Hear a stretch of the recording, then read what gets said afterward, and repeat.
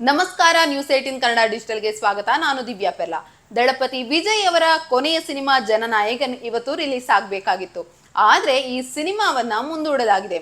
Cinema ರಿಲೀಸ್ಗೆ ಇನ್ನೇನು ಒಂದೇ ದಿನ ಇದೆ ಅಂತ ಹೇಳುವಾಗ ಚಿತ್ರತಂಡ ಈ ಸಿನಿಮಾ ಪೊಂಗಲ್ಗೆ ರಿಲೀಸ್ ಆಗ್ತಾ ಇಲ್ಲ, ಇದರ ರಿಲೀಸ್ ದಿನವನ್ನ ಮುಂದೂಡಲಾಗಿದೆ ಅಂತ ಅಧಿಕೃತವಾಗಿ ಅನೌನ್ಸ್ ಮಾಡಿತ್ತು.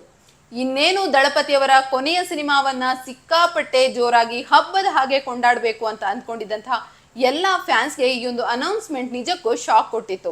ಹೀಗಿರೋವಾಗ್ಲೇನೆ ದಳಪತಿ ಸಿನಿಮಾ ಏನಿದೆ, ಈ ಜನನಾಯಕನ್ ಸಿನಿಮಾದ ಚಿತ್ರತಂಡ ಮದ್ರಾಸ್ ಹೈಕೋರ್ಟ್ನ ಮೆಟ್ಟಿಲೇರಿತು. ಈ ಒಂದು ಸಿನಿಮಾಗೆ ಸೆನ್ಸಾರ್ ಸರ್ಟಿಫಿಕೇಟ್ ಸಿಗೋಕೆ ವಿಳಂಬ ಆಗ್ತಾ ಇದೆ ಅಂತ ಹೇಳಿ ಅರ್ಜಿ ಸಲ್ಲಿಸಿತ್ತು. ಈ ಹಿನ್ನೆಲೆಯಲ್ಲಿ ಮದ್ರಾಸ್ ಹೈಕೋರ್ಟ್ನ ಏಕಸದಸ್ಯ ಪೀಠ ಈ ಒಂದು ಅರ್ಜಿಯನ್ನ ವಿಚಾರಣೆ ನಡೆಸಿ ಸಿನಿಮಾಗೆ UA ಸರ್ಟಿಫಿಕೇಟ್ ಅನ್ನ ಕೊಡಬೇಕು ಅಂತ ಹೇಳಿತು. ಅದೇ ರೀತಿ CBFC ಈ ಸಿನಿಮಾದಲ್ಲಿ ಸಿಕ್ಕಾಪಟ್ಟೆ ಹಿಂಸೆ ಇದೆ, ಹಿಂಸಾಚಾರದ ದೃಶ್ಯಗಳಿವೆ, ಇದು ಜನರು ನೋಡೋಕ್ಕಿಂತನೂ ಹೆಚ್ಚಿನದಾಗಿದೆ ಅಂತ ಹೇಳಿ ವಾದ ಮಾಡಿತು. ಹೀಗಿದ್ರೂ ಕೂಡ ಸಿನಿಮಾಗೆ UA ಸರ್ಟಿಫಿಕೇಟ್ ಕೊಡಬೇಕು ಅಂತ ಮದ್ರಾಸ್ ಹೈಕೋರ್ಟ್ನ ಏಕಸದಸ್ಯ ಪೀಠ ಆದೇಶ ಕೊಟ್ಟ ಮೇಲೆ ಈ ಒಂದು CBFC ಏನಿದೆ ಇದು ಮದ್ರಾಸ್ ಹೈಕೋರ್ಟ್ನ ಬಹುಸದಸ್ಯ ಪೀಠಕ್ಕೆ ಮೇಲ್ಮನವಿಯನ್ನ ಸಲ್ಲಿಸಿತು.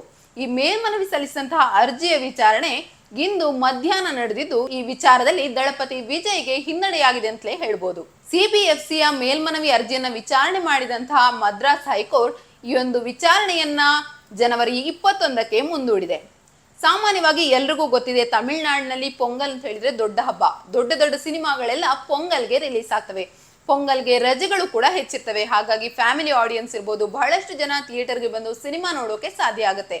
ಈ ಒಂದು ಉದ್ದೇಶದಿಂದನೇ ಪೊಂಗಲ್ ಹಬ್ಬ ಬಂತು ಅಂತ ಹೇಳಿದ್ರೆ ಸಿನಿಮಾಗಳು ಸಾಲುಗಟ್ಟಿ ನಿಂತಿರ್ತವೆ. ಇದೇ ಒಂದು ಯೋಚನೆಯಲ್ಲಿ ಜನನಾಯಕನ್ ಸಿನಿಮಾ ಕೂಡ ಪೊಂಗಲ್ ಹಬ್ಬದಂದು ರಿಲೀಸ್ ಆಗೋಕೆ ರೆಡಿ ಆಗಿತ್ತು. ಆದ್ರೆ ಈ ಒಂದು ಸೆನ್ಸಾರ್ ಸರ್ಟಿಫಿಕೇಟ್ ಸಿಗದೇ ಇರೋ ಕಾರಣ ಸಿನಿಮಾದ ರಿಲೀಸ್ ತಡವಾಗ್ತಾ ಇದೆ. ಅಷ್ಟೇ ಅಲ್ಲದೇನೆ ಈಗ ಮದ್ರಾಸ್ ಹೈಕೋರ್ಟ್ ಈ ಒಂದು ಪ್ರಕರಣದಲ್ಲಿ ವಿಚಾರಣೆಯನ್ನ ಜನವರಿ 21ಕ್ಕೆ ನಡೆಸ್ತೀವಿ ಅಂತ ಹೇಳಿದ ಮೇಲೆ ಈ ಸಿನಿಮಾಗೆ ಮತ್ತಷ್ಟು ಹಿನ್ನಡೆ ಆಯ್ತಾ ಅಂತ ಹೇಳಿ ಜನರು ಮಾತನಾಡಿಕೊಳ್ತಿದ್ದಾರೆ. ಯಾಕಂತ ಹೇಳಿದ್ರೆ ಜನವರಿ 21ರ ವೇಳೆ ಪೊಂಗಲ್ ರಜೆಗಳೆಲ್ಲ ಮುಗ್ದಿರ್ತವೆ.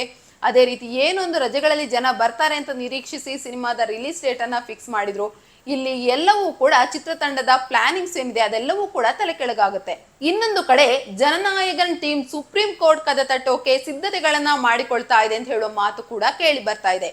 ಹಾಗಿದ್ರೆ ಚಿತ್ರತಂಡ ಸುಪ್ರೀಂ ಮೆಟ್ಟಿಲೇರುತ್ತಾ ಅಥವಾ ಜನವರಿ 21ರ ತನಕ ವಿಚಾರಣೆಗಾಗಿ ಕಾಯುತ್ತಾ ಅಂತ ಹೇಳೋದನ್ನ ಕಾದು ನೋಡ್ಬೇಕು.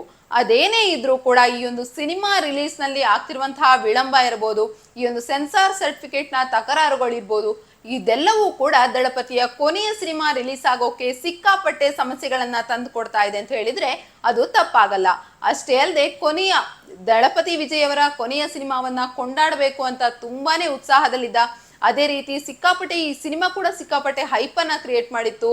ಈ ಹೈಪ್ ಕೂಡ ಇನ್ನು ಕಡಿಮೆ ಆಗ್ಬೋದಾ ಅಥವಾ ಒಂದು ಸಿನಿಮಾದ ಕಲೆಕ್ಷನ್ ವಿಚಾರದಲ್ಲಿರ್ಬೋದು, ಅದರ ಒಂದು ಹಿಟ್ ಆಗುವಂತ ಪ್ರಮಾಣ ಇರ್ಬೋದು, ಇದೆಲ್ಲ ಕಡಿಮೆ ಆಗ್ಬೋದಾ ಅಂತ ಹೇಳುವ ಒಂದು ಆತಂಕ ಕೂಡ ಇದೆ.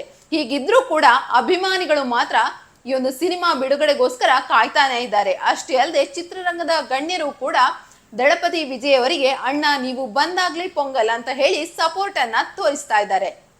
ನಿರ್ಭೀತ, ನಿಷ್ಪಕ್ಷಪಾತ, ವಿಶ್ವಾಸಾರ್ಹ ಸುದ್ದಿಗಳಿಗೆ ಮತ್ತೊಂದು ಹೆಸರಾಗಿರುವ ನ್ಯೂಸ್ 18 ಕನ್ನಡ ಈಗ ಆಪ್ನಲ್ಲೂ ಲಭ್ಯವಿದೆ. ದಯವಿಟ್ಟು ಇಲ್ಲಿರುವ QR ಕೋಡ್ ಅನ್ನು ಸ್ಕ್ಯಾನ್ ಮಾಡಿಕೊಂಡು ಆಪ್ ಡೌನ್ಲೋಡ್ ಮಾಡೋದಕ್ಕೆ ಮರಿಬೇಡಿ. ನಿಮ್ಮ ಬೆಂಬಲ ಹೀಗೆ ಸದಾ ನಮ್ಮೊಂದಿಗಿರಲಿ. ಧನ್ಯವಾದ.